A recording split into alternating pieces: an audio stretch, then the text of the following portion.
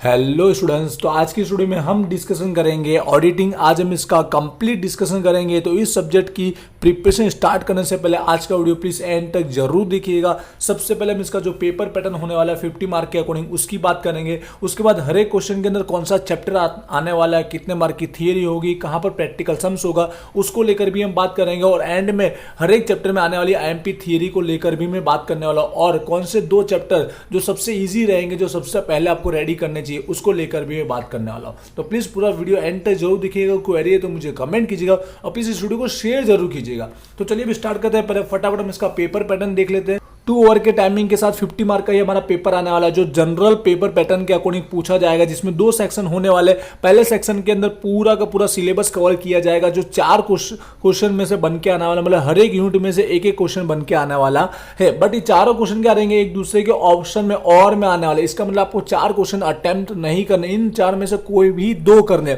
जो आपको आते हैं पहले वो 2 लिखने, क्योंकि उसी के मार्क कंसाइडर किए जाएंगे। और हर एक के मार्क क्या होने वाले, इक्वल होने वाले, मतलब 20-20 मार्क होने वाले। जब आप इन 4 में से कोई भी 2 क्वेश्चन अटेम्प्ट करोगे तब आपके 40 मार्क क्या हो जाएंगे, कवर हो जाएंगे। और उसके बाद बाकी बचे 10 मार्क के क्वेश्चन 5 में पूछे जाएंगे, जो कंपलसरी आपको अटेम्प्ट करना रहेगा, जिसमें चारों के 4 यूनिट के इसमें एमसीक्यू देखने को मिलेंगे। इसको लेकर भी बात करूंगा। ये 10 मार्क जब आप अटेम्प्ट करोगे तो 50 मार्क हो जाएंगे कवर। तो कुछ इस तरह से रहने वाला पेपर पैटर्न। आई होप आपको ओवरव्यू क्लियर हो चुका होगा। अब ऑडिटिंग के अंदर हर एक क्वेश्चन में क्या पूछा जाएगा उसको लेकर हम बात कर लेते हैं, फिर हम आईएमपी थियरी भी डिस्कशन करेंगे। देखिए क्वेश्चन नंबर 1 है, जो हमारा यूनिट नंबर 1 में से आने वाला है, जिसमें एक ही चैप्टर है, चैप्टर नंबर 1, जिसका नाम है कंपनी ऑडिट। तो यहां पर क्या रहेगा, कोई भी एक थियरी ऐसी नहीं है जो डायरेक्ट 20 मार्क की पूछी जाए, क्योंकि ये क्वेश्चन पूरा 20 मार्क में होगा जरूर, लेकिन इस चैप्टर में से कोई भी थियरी नहीं है जो 20 मार्क में है। इसका मतलब यहाँ पे 2 सेक्शन बनने वाले, 10-10 मार्क के 2 क्वेश्चन पूछे जाएंगे। 10-10 मार्क के क्या रहेंगे, 2 क्वेश्चन पूछे जाएंगे, जिसके थ्रू 20 मार्क हो जाएंगे कंप्लीट। या फिर इसमें थोड़ा ऐसा चेंजेस भी हो सकता है कि भाई एक 10 मार्क का डायरेक्ट थियरी पूछा और दूसरा जो 10 मार्क है उसमें आपको शायद 2 पॉइंट लिखने पड़े, क्योंकि बहुत से ऐसी शॉर्ट नोट होती है जिसके अंदर 2 के बारे में लिखते हो तब जाके 10 मार्क पूरे होते हैं। कोई ठीक है, समझ गए होंगे। मतलब 10 मार्क के लिए कहीं पर 2 पॉइंट के ऊपर हमको शॉर्ट नोट लिखनी भी आ सकती है। ठीक है, इतना अकॉर्डिंग ध्यान रखिएगा। 10-10 मार्क के 2 क्वेश्चन होंगे, जो क्या होंगे, टोटली इस सेक्शन में थियरिकल ही पूछा जाने वाला है। फटाफट डिस्कशन करता हूं, उसके बाद मैं आईएमपी थियरी बताने वाला हूं। अब आते हैं क्वेश्चन नंबर 2, जो हमारा यूनिट नंबर 2 में से निकल के आने वाला है। इसमें भी एक ही चैप्टर है, चैप्टर नंबर 2, ऑडिटरનો अहवाल અને प्रमाणपत्र, ऑडिटर रिपोर्ट एंड सर्टिफिकेट। तो यहाँ पर भी जो 20 मार्क है इस तरह से ही कवर होने वाले। 10-10 मार्क का एक थियरिकल क्वेश्चन हमको देखने को मिलेगा।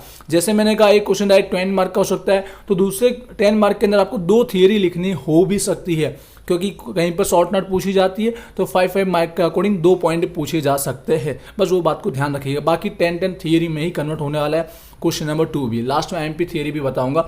अब बात करते हैं क्वेश्चन 3। ये भी हमारा यूनिट नंबर 3 में से निकल के आएगा। चैप्टर का नाम विवरणीय पात्र नफो डिविजिबल प्रॉफिट। यहाँ पे क्या होगा, ध्यान से सुनिएगा। जो 20 मार्क है किस तरह से कवर होंगे, एक जो होगा, एक 10 मार्क जो है वो थियरी से कवर कर लिया जाएगा। एक क्वेश्चन थियरिकल पूछा जाएगा और 10 मार्क के थ्रू वो कवर हो जाएगा।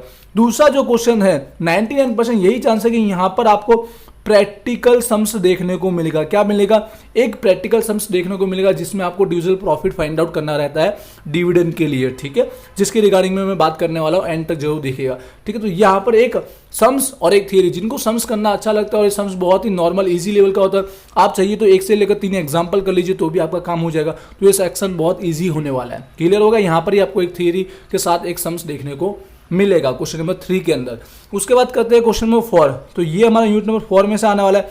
यहाँ पर 2 चैप्टर है, चैप्टर 4 और 5, अन्वेषण, इन्वेस्टिगेशन और ऑडिट कार्यक्रम, ऑडिट प्रोग्राम। तो होगा क्या कि एक चैप्टर 4 में से 10 मार्क की थियरी पूछी जाएगी। ठीक है, तो दूसरा जो 10 मार्क है वो चैप्टर नंबर 5 में से पूछा जाए। ऐसा ही होने के चांसेस है, क्योंकि दोनों चैप्टर है तो दोनों के रिगार्डिंग एक 10-10 मार्क की थियरी पूछ ली जाएगी और 20 मार्क इस सेक्शन के भी हो जाएंगे कंप्लीट। ठीक है, क्लियर हो चुका है चारों क्वेश्चन के बारे में, कौन सा चैप्टर आने वाला, कितने मार्क की थियरी और कहां पर प्रैक्टिकल सम्स है। अब हम क्वेश्चन नंबर 5 की भी बात कर लेता हूं, उसके बाद आईएमपी थियरी डिस्कस कर लेंगे। देखिए क्वेश्चन 5 आपका 99% है कि यहां पर आपको एमसीक्यू ही देखने को मिलेंगे। ऑडिटिंग के अंदर क्या देखने को मिलेंगे, एमसीक्यू, जिसमें आप जानते हैं कि हर एक एमसीक्यू के कितने मार्क होते हैं, 2 मार्क होते हैं। एक बार हेडलाइन जरूर रीड कर लीजिएगा। तो 2 मार्क के तो आपको ओनली 5 एमसीक्यू ही अटेम्प्ट करने हैं, बट आपको दिए गए होंगे मैक्सिमम मिनिमम 5 से 10 दिए होंगे, मतलब 10 से ज्यादा होंगे, जिसमें से आपको 5 ही अटेम्प्ट करने हैं। तो स्टार्टिंग के 5 कोई भी अटेम्प्ट कीजिएगा जो आपको आते हैं। नंबर का कोई इंपॉर्टेंस नहीं है, नंबर 2, 5, 7, 8 जो आपको आता है वो 5 पहले लिखिए। इसकी तैयारी कैसे करनी है वो मैं अभी बता देता हूँ कि आपके पास बुक होगी, इंग्लिश या गुजराती जो भी बुक हो। अब हर एक चैप्टर के एंड में देखोगे ना तो आपको यहाँ एमसीक्यू देखने को मिलेंगे ही, और उन्हीं एमसीक्यू में से बता दूं हमेशा ही पूछे गए जितने भी एमसीक्यू आए अभी तक एग्जाम में, इन्हीं में से पूछे गए। आप देख लीजिए बहुल विकल्पी मल्टीपल चॉइस क्वेश्चन पूछे गए, इन्हीं में से सेम टू सेम रिपीट हुए, और 2 मार्क का एक एमसीक्यू, मतलब ये हर एक को करके ही जाना है। जितने बुक में दिए उतने करोगे तो इनफ है, ठीक है। ऐसा हर एक चैप्टर में दिया गया है, तो इसके थ्रू आप 100% 10 आउट ऑफ 10 मार्क अचीव कर लोगे। और बता देना चाहोगे 50 में से आपको ओनली पासिंग मार्क कितने लाने, 18 मार्क आपके पास है कि जो 10 मार्क आप कवर कर लोगे तो ऑटोमेटिक आप करीब पहुंच जाओगे, ठीक है। क्लियर हो चुका है एमसीक्यू को लेकर, कहां से पढ़ना है, बुक में से पढ़ना और कहीं बाहर से पढ़ने की जरूरत नहीं है। हर एक चैप्टर का आने वाला, यहाँ पर क्या आएंगे जितने चैप्टर है सारे यूनिट्स के आने वाले हैं। क्लियर हो चुका है। अब हम पहले आईएमपी थ्योरी को लेकर बात कर लेते हैं, उसके बाद बताएंगे कि भाई कौन से 2 चैप्टर सबसे इजी रहेंगे फटाफट रेडी करने के लिए। अब मैं जो आईएमपी थ्योरी बताना चाह रहा हूँ ये गुजराती मीडियम की बुक है, लेकिन इंग्लिश मीडियम वाले पास अपने बुक रखेंगे तो फटाफट इंडेक्स में से टिक कर लेंगे। मैं थ्योरी कंप्लीट रीड नहीं करूंगा, हम पॉइंट वाइज में बता दूंगा इंडेक्स में से, जिससे आप फटाफट कर लेंगे और हमारा टाइम भी सेव हो जाएगा। और मैक्सिमम चांस है कि जो मैं बताना चाह रहा हूँ वो पूछने के चांसेस है, ठीक है। बट अपने 1-2 एक्स्ट्रा रिस्पॉन्सिबिलिटी है कि हम क्वेश्चन रेडी करके जाए, क्योंकि अगर आप 2 ही क्वेश्चन रेडी कर रहे हो तो जस्ट आईएमपी के बेस पर ना रहे, उसमें से एक क्वेश्चन निकलना आना चांसेस है, लेकिन एक अधर हो गया तो इसलिए बोलना चाहूंगा मैक्सिमम क्वेश्चन याद जरूर कीजिएगा। तो चलिए अब स्टार्ट करते हैं। पहले हमारा चैप्टर नंबर 1 क्वेश्चन नंबर 1 अपने पास बुक भी जरूर रखिएगा, ठीक है। सबसे पहले जो पॉइंट है यहाँ पर पॉइंट नंबर 2 याद रखिएगा। पॉइंट नंबर 2 जिसमें क्या है भाई, हमें ऑडिट बनाते समय कौन से पॉइंट्स ध्यान में रखने चाहिए, कौन से मुद्दा, ठीक है, कंसाइडर करने चाहिए, ये वाला 100% आपको पढ़ना ही पड़ेगा। जो क्वेश्चन मैं बता रहा हूँ वो इंपॉर्टेंट टॉपिक है इस चैप्टर के अंदर, सबसे पहले वो टॉपिक आपको पढ़ना ही चाहिए। उसके बाद सेकंड थोड़ा फटाफट बताऊंगा जो हर एक चैप्टर का मैं कवर कर पाऊँ कम टाइम के अंदर।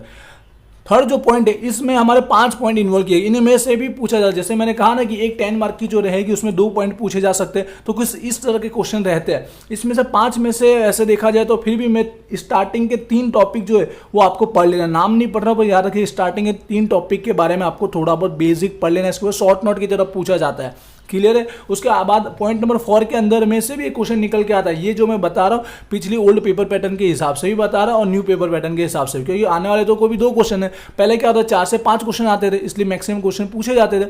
अब 2 ही क्वेश्चन आ रहे तो पता नहीं चल सकता कहाँ से आने वाला है, इसलिए ज़्यादा से ज़्यादा तैयारी कीजिएगा। अब हम बात करते हैं यहाँ पर क्या होगा, शेयर मूडी की रिगार्डिंग यहाँ पे ऑर्डर की फर्ज ड्यूटी पूछी जाती है, या तो फिर इसमें जोगवाई जो निकल के आती है प्रोविजन वो पूछी जाती है। दोनों रेडी कर लेना है, जो टॉपिक बताऊंगा उसके अंदर जोगवाई और ड्यूटी दोनों रेडी कर लेना।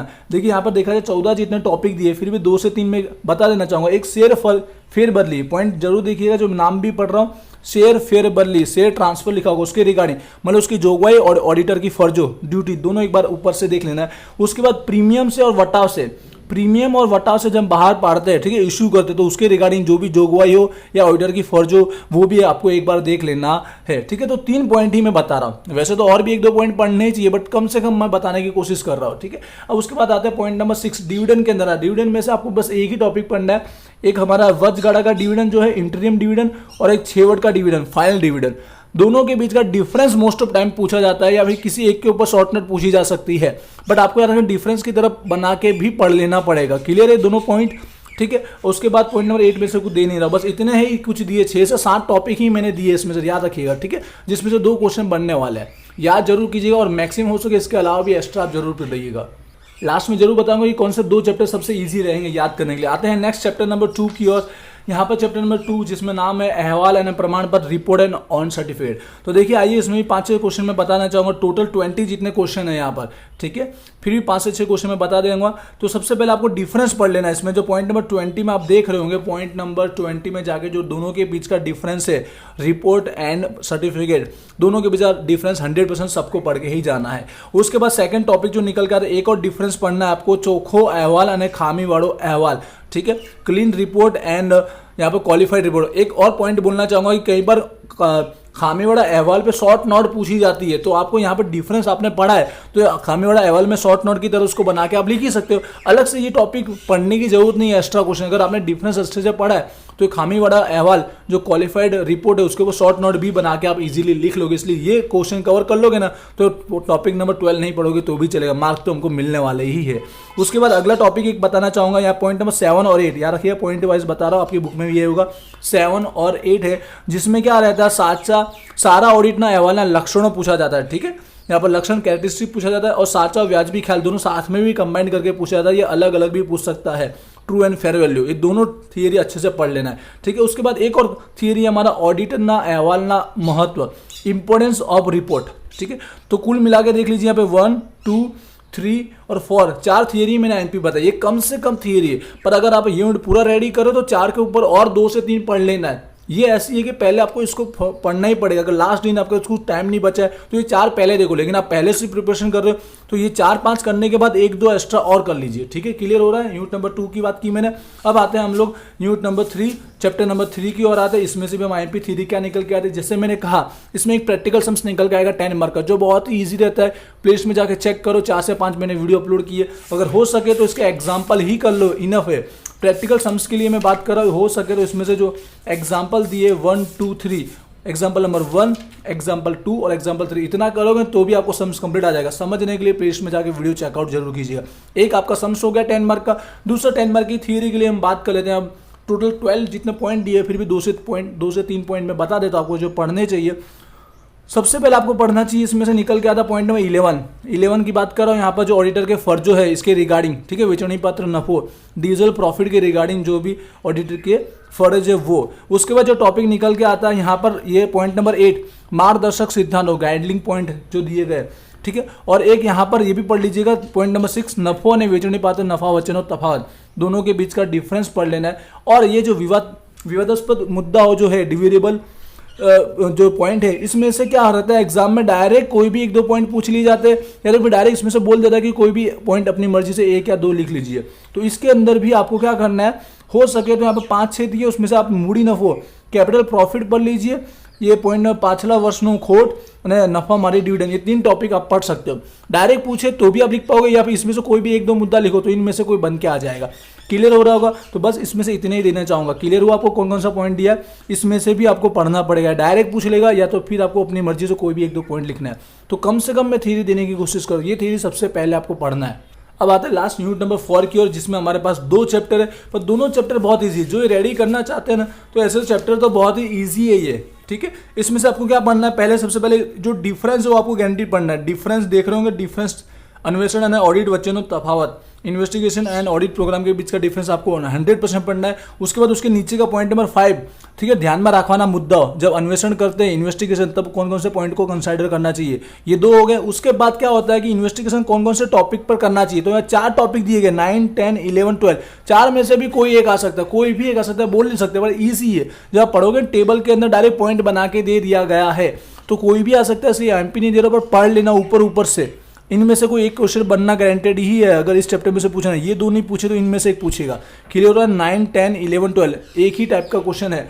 उसके बाद लास्ट चैप्टर नंबर 5 की ओर आते हैं, ऑडिट प्रोग्राम ऑडिट कार्यक्रम। तो इसमें से कैसे पढ़ना चाहिए समझिएगा। तो सबसे पहले इसमें से भी आपको ये पॉइंट नंबर 5 पढ़ना है कि ऑडिट कार्यक्रम ऑडिट प्रोग्राम तैयार करते समय हमें कौन से मुद्दे पॉइंट कंसाइडर करने चाहिए। और उसके बाद ऑडिट कार्यक्रम जो रेडी करते हैं 3 संस्थाओं के लिए रेडी करते हैं, पॉइंट नंबर 7, 8, 9, ठीक है, धर्मादा, शैक्षणिक और व्यापारिक बैंक, इनमें से कोई भी एक आ सकता है। जैसे उसके अंदर भी था इन्वेस्टिगेशन करते समय 4 टॉपिक थे, 4 में से कब इन्वेस्टिगेशन कैसे करते, तो ऑडिट प्रोग्राम इनके लिए कैसे रेडी करते हैं, तीनों में से कोई भी एक आ सकता है। या तो फिर यहाँ से एक क्वेश्चन बना, या तो फिर यहाँ से एक बना।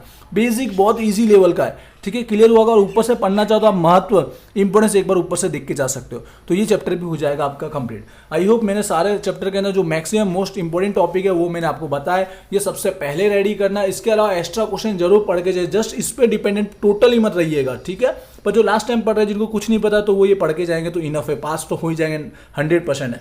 अब आते कौन से 2 चैप्टर सबसे ईजी है जो पहले हम पढ़ सकते हैं। तो देखिए, पहले तो जिनको थियरी ही पढ़ना है, उनको समझ नहीं आता, तो चैप्टर नंबर 2 पकड़ लीजिए, ये पहले पढ़ लीजिए, क्योंकि इसके अंदर थियरी बहुत ही ईजी है, ठीक है। और कम से कम पॉइंट में आप रेडी कर पाओगे। बाकी थियरी की जगह इसके पढ़ने में आपको याद करने में आसानी रहेगी। उसके बाद जिसको सम्स आता है, ठीक है, वो सम्स 10 में से 10 आउट ऑफ 10 आएंगे। और अगर इजी तरह का सम्स पूछा तो चैप्टर नंबर 3 आपको रेडी कर लेना। सेकंड मेरा ये ओपिनियन है। उसके बाद याद करना 2 पे कभी भी डिपेंडेंट मत रहना, 3 हमेशा करके ही जाना। तो नंबर 1 या 4 आपकी मर्जी, कोई भी करके जा सकते हो। न्यू स्टूडेंट्स हो जिनको सम्स नहीं आ रहा, थियरी करना है, तो अपनी मर्जी से 1 कर लीजिए या 4 कर लीजिए। आईएमपी पे तो मैंने देख के रखी, ठीक है। लेकिन जिसको ऑलरेडी पहले से कोई चैप्टर याद है तो वो रिविजन करके जरूर जाना, उसको इग्नोर नहीं करना है, ठीक है। क्लियर हो चुका है और एमसीक्यू के बारे में मैंने बता दिया। आई होप मैंने ओवरऑल सारा कंफ्यूजन दूर कर लिया होगा। फिर भी कोई क्वेरी रहती है अभी भी ऑडिटिंग को लेकर तो मुझे कमेंट करके जरूर बताइएगा। मिलते हैं नेक्स्ट वीडियो में। Wish you all the best. Thank you.